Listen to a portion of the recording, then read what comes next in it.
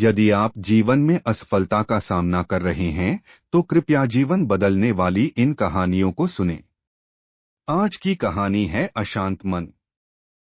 किसी ने क्या खूब लिखा है, अपनी कमियों पर भी नजर रखिए, हर बार गलती दूसरों की नहीं होती। एक बार एक monk अकेले मेडिटेशन करना चाहते थे, पर परेशानी ये थी कि जिस जगह वो रह रहे थे वहां और भी monk थे, जिनकी वजह से उन्हें एक शांत माहौल नहीं मिल पा रहा था। वो उस शोरगुल से बचने के लिए और ध्यान लगाने के लिए नदी की ओर चले गए। जब वो नदी के किनारे पर पहुंचे तो वहां भी बहुत से लोग थे, उन्हें जो माहौल चाहिए तो वो वहां भी नहीं मिल पाया। तो वो एक नाव पर सवार हुए और नदी के किनारे से बहुत दूर आ गए। कुछ दूर जाने के बाद उन्हें शांत माहौल मिल गया। उन्होंने वहां नाव रोक ली और ध्यान करने लगे। सब कुछ सही चल रहा था, लेकिन तभी उन्हें कुछ हलचल महसूस हुई। उन्हें लगा कि कोई और भी वहां आ गया है और उनकी नाव को हिला रहा है, उस पर बार बार टक्कर मार रहा है। धीरे धीरे उन्हें गुस्सा आने लगा। उन्होंने अपनी आंखें खोली और देखा कि सामने एक खाली नाव खड़ी है, जो बार बार पानी के बहाव के कारण उनकी नाव को टक्कर मार रही थी।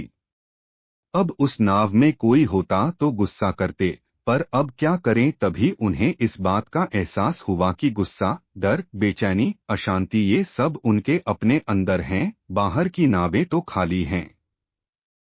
उन्होंने खुद को ठीक किया और वापस ध्यान में बैठे गए। ये छोटी सी मोटिवेशनल कहानी हमें सिखाती है कि जब हमारे चारों ओर हमारे मन के विपरीत बदलाव हो रहा हो तो गुस्सा आना जायज है।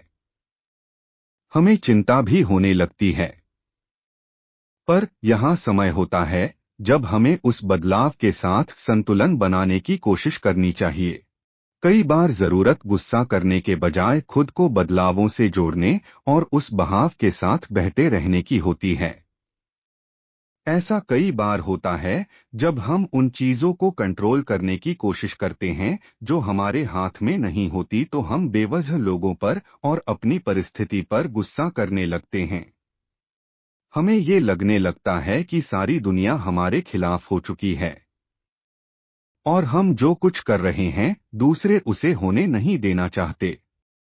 आपके साथ जब कभी भी ऐसी सिचुएशन आए तो ये ना सोचें कि आप इन चीजों से कैसे दूर भाग सकते हैं, बल्कि खुद को उन चीजें के अनुसार ढालने की कोशिश करें, क्योंकि कई चीजें ऐसी होती हैं जिनसे आप दूर नहीं जा सकते। अगर आप भीड़ में हैं तो उस भीड़ को आप दूर नहीं कर सकते, आपको उसी के अनुसार खुद को ढालना पड़ता है। इसलिए जिस माहौल से आप दूर नहीं भाग सकते उस माहौल में रहना सीखें। ऐसा करने से आपको ज्यादा सुकून मिलेगा।